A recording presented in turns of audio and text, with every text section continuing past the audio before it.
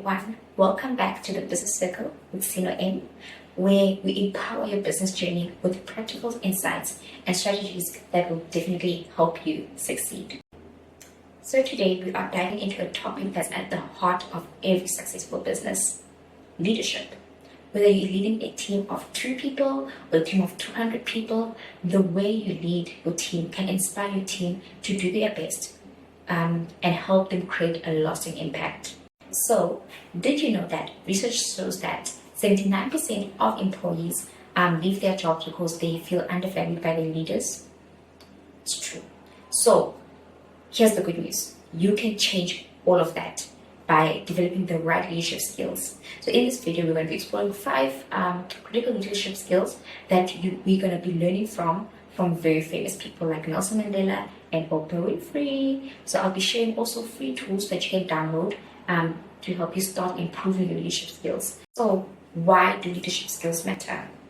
To better explain this, you need to understand that your leadership style is the foundation of your business or team. So it helps build productivity, and it affects productivity, actually, even the morale of the team, and even your ability to attract and retain talent in the business.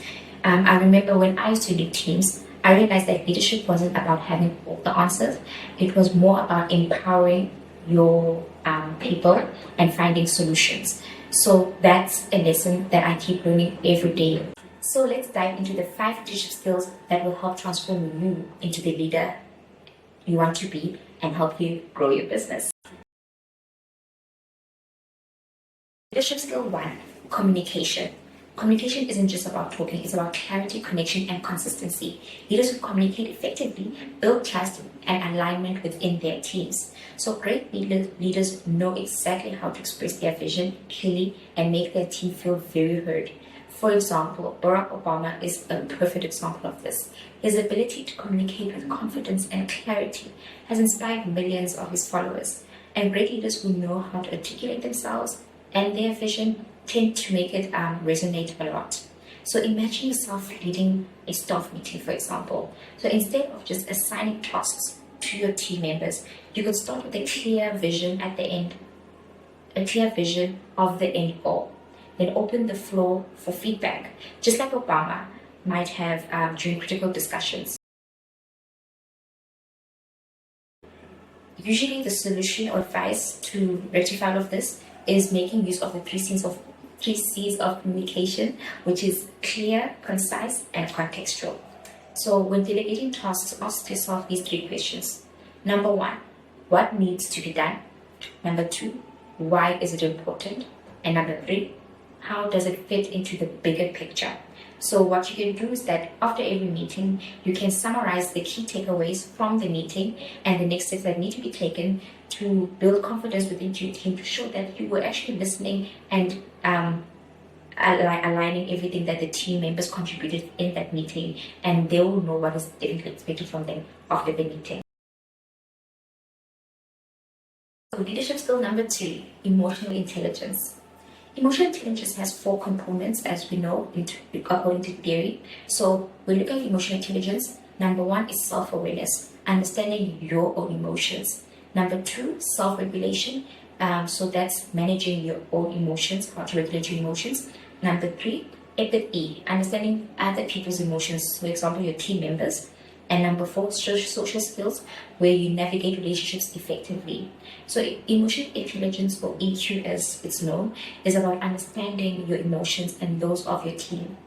Nelson Nadella is a powerful example of this. Despite facing unimaginable challenges, he led South Africa with empathy and understanding. So when he did this, he brought people together instead of dividing the nation. Letting emotions drive impulsive decisions. Number 2, leaders must acknowledge their feelings but respond with logic and fairness. And then a tip that I can give you when dealing with emotional intelligence is that as a leader, you need to practice active listening. So whenever a team member says something to you, repeat it back to them to show that you truly understood what they were saying. Now, skill number 3, decision making. So why is decision making so important? Leaders tend to face decisions every day. Every day we make decisions, even from a minor operational choice or even a game-changing strategy. So great decisions tend to weigh tasks, and they tend to weigh a lot of risk. So you need to anticipate the outcomes and take actions without having delays in the process of your business. So leaders need to make decisions quickly and confidently. So for example, Jeff Bezos, who built Amazon into what it is today, did that by taking calculated risks, and he acted decisively. So today Amazon is a global empire. Whether it was the launching of Amazon Prime or investing in new technology, his confidence in decision making kept his team aligned within the vision that he had for the team. So when we look at him, we see that Jeff Bezos' decision-making style is said to be that it's a two-way door framework. So this means that some decisions can be reversible, which means they are two-way doors, while others are one-way doors, meaning they can't go two ways. It's a one-way and it goes. So for reversible decisions, you need to act quickly to avoid bottlenecks, and then for irreversible ones, you need to take time. So steps that you can take to take better decisions are: one, define the problem clearly as possible, and then number two, you need to identify possible solutions of that problem, and then number three, you need to gather 80% of the information you need, and avoid too much perfectionism. I struggle with that a lot. I'm a perfectionist, but you see, we don't have to always be perfect. Number four, you can evaluate risk versus rewards. And then number five, take action and communicate your decision making in a transparent manner, especially with your team. So, common mistakes that we can avoid: one, overanalyzing or delaying decisions due to fear of failure. Remember that when you're indecisive, that is also a decision. So it often leads to missed opportunities in businesses. So imagine now that you're choosing between two vendors or suppliers, and for an important project you want to do in your business. Like Bezos, evaluate the long-term value and not just the cost of that project, and then communicate your rationale. Why did you make that decision with your team to help build confidence? So it's not good as a leader to make decisions and not communicate with the team on why, because they're the ones who are going to have to implement what you decided on. Skill number 4, adaptability. So what is adaptability? Adaptability is the ability as a leader to embrace change and thrive in uncertainty. So in today's fast-changing business world, it's a must-have skill to have, especially with the introduction of AI that most people need to acquaint themselves with. So markets tend to always shift, challenges will always arise, and plans will definitely always fail. So now that's where adaptability comes in. A good example is Oprah, who is a master of adapting, and her career is testament to this. She started as a talk show host and built a media empire by pivoting when opportunities arose. And this helped her stay relevant and also ahead of the constantly changing industry that she found herself in, because the media industry is very busy, but she always kept on being on top. Advice to try combat all of this is that refrain from challenges as opportunities. Instead, ask yourself, why is this happening? Ask, what can I learn from this? And also try some scenario planning. So prepare for multiple outcomes by asking, what's plan B or what is plan C? And if plan B or plan C doesn't work, it's plan D. So encourage your team with flexibility, and during team brainstorming sessions, ask, what's the one thing we could do differently to get better results? That will make such a huge difference, especially in your organizational culture and your team culture. So a practical example is that, like, if, for example, let's say you're working on a project and it's not working as planned. So you can ask, what can we do differently? Just like Oprah, rather focus on solutions instead of problems that are coming up. So an actionable tip that I can give you is that during uncertain times, communicate openly with your team about changes and keep a positive attitude to keep them inspired throughout. Leadership skill number 5, coaching and mentoring, which is my favorite. I love it. So why does coaching matter? Coaching isn't just about performance and issues. It's more about unlocking potential, especially of people who are looking up to you. So as a leader who invests in their team's development, this will help you build loyalty, engagement, and long-term success within your team. So great leaders don't just manage, but they also coach and lead as a mentor as well within their team. An example of this is Satya Nadella, who is the current CEO of Microsoft, and he has managed to transform the company's culture by mentoring his team and encouraging continuous learning in the company. There's nothing more important in lifelong learning, always developing and growing your team. So he encourages his team to take risks and develop their skills. And this helps to create an environment where people feel valued and empowered. So you may ask yourself, as a leader, how can I be a better coach?